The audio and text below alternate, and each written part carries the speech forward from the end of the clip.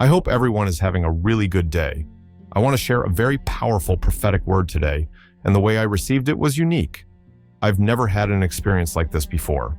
This morning, right before I woke up, it was like a dream, but I was about to wake up, and I saw a thumbnail.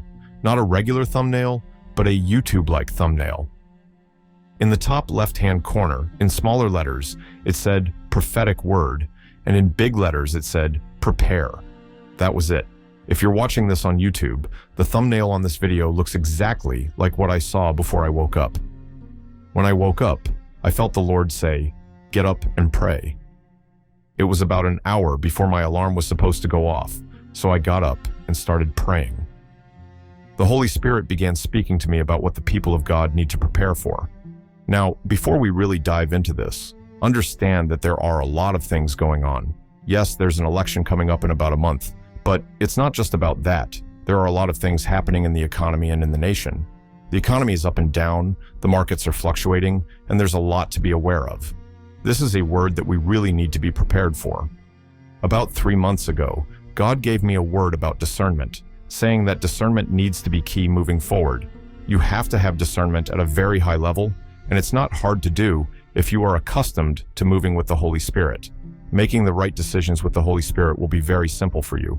At the beginning of 2020, I was at a conference, and I remember Prophet Chuck Pierce saying that something was coming that would shift the world and change everything. He gave specific areas we needed to prepare for, like business and ministry.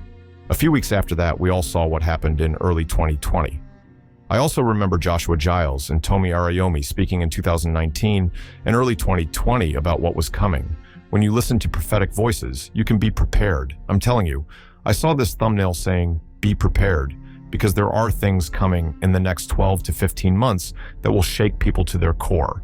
You need to be prepared spiritually, financially, and in all areas of life.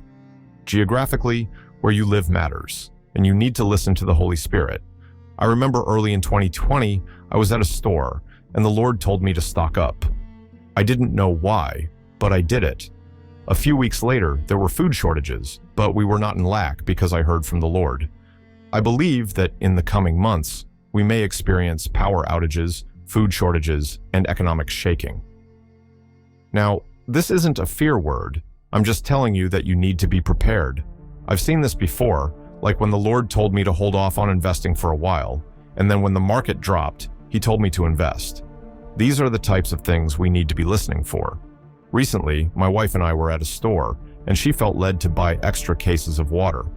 Not long after, there were recalls on water, and people were struggling to find any. We weren't affected because we had listened to the Lord and prepared ahead of time. This word of preparation is specific to your geographical location and how things will play out, but odd things happen all the time. For example, one day my phone didn't work for 6 hours, and during that time, something significant happened in the world. These are the types of things you need to be ready for. We have plans in place for our family and church in case anything goes wrong. I've felt in my spirit at times that something was coming, and I would tell people to be prepared. And sure enough, something would happen, like power outages or other disruptions.